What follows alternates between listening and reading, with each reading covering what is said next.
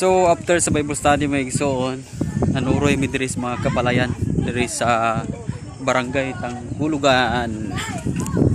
Diri ang atong mga kaigsuunan. Ay, may bunto. Yagi mi ato.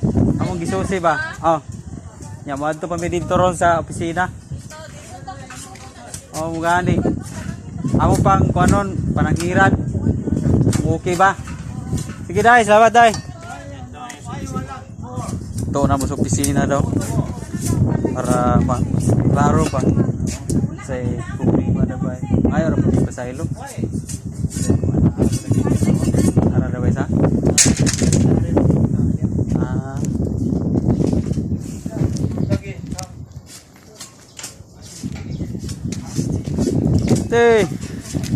So nanuroy mi diri sa mga